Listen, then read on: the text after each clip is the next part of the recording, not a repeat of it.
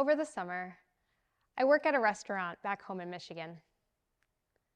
One night last summer, I was nearing the end of my shift, so I was folding some silverware, standing near the end of the bar and having a conversation with a waitress about conspiracy theories. What could possibly go wrong? The waitress told me that she was not a conspiracy theorist, nor was she a fake news believer, but one theory she firmly believed in was that of Pizzagate. Now, for those of you who are unfamiliar with the Pizzagate theory, it was a theory spreading around the time of the 2016 election, claiming that Hillary Clinton and her administration were trafficking children underneath of a DC pizza restaurant. I'd always known fake news was a big problem, but that night it became pretty clear. Fake news can be truly terrifying. But fake news is much more than just conspiracy theories.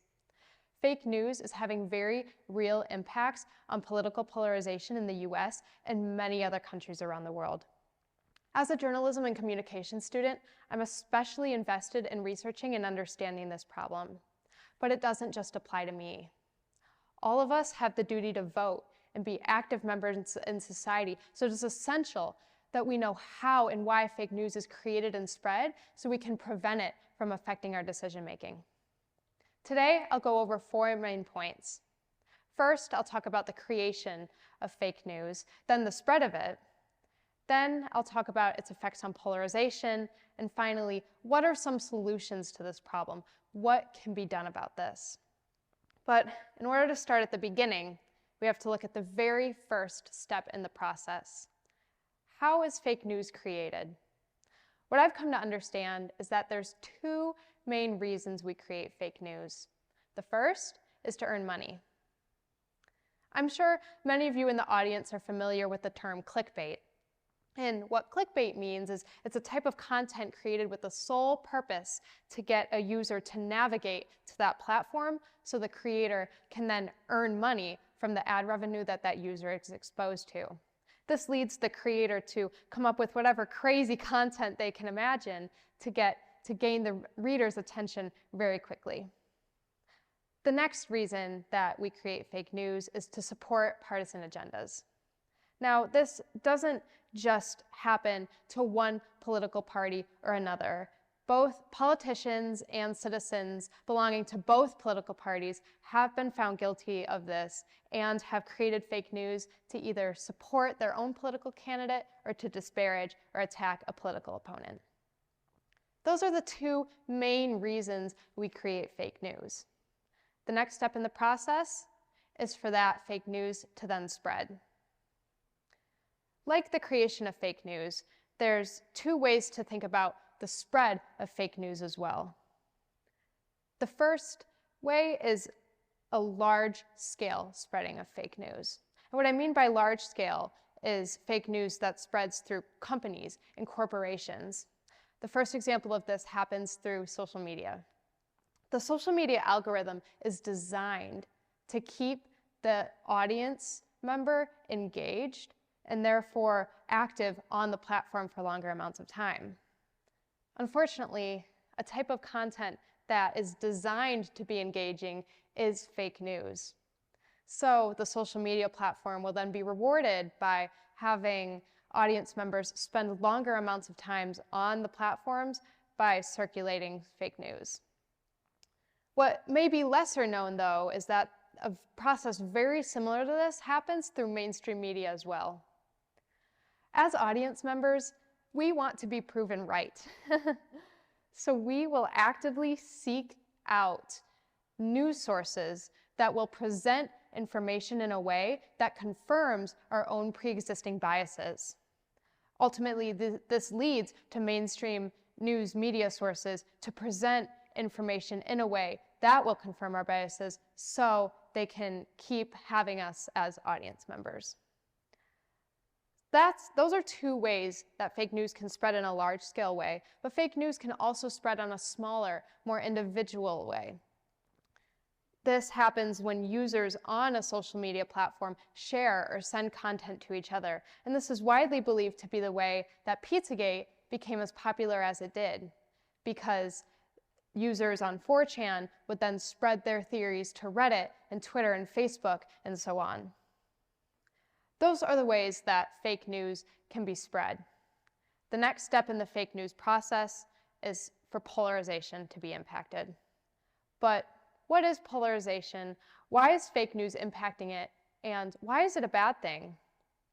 Political polarization is the process of political beliefs and ideologies becoming more extreme over a period of time. Fake news contributes to this because fake news is designed to be provocative and to make you mad, so when you don't realize that it's false, it can seriously impact your worldviews. Now, it's true that small amounts of polarization can actually be beneficial for democracy, as we need debate and discourse for our government to function. But the US is experiencing some of the highest rates of polarization in US history. And what this causes is that we begin to refuse to interact with each other because we disagree so much. This issue is easy to ignore in our online world today, but it becomes a little harder to ignore when you face it in person. I'm a freshman at Denison, so before I came to school here, I participated in a pre-orientation program where myself and others volunteered at different organizations around the Licking County area.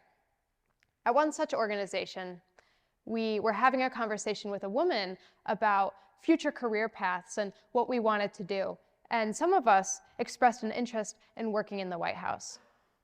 This woman told us, well, you know, that really is a shame since you all are probably all Democrats.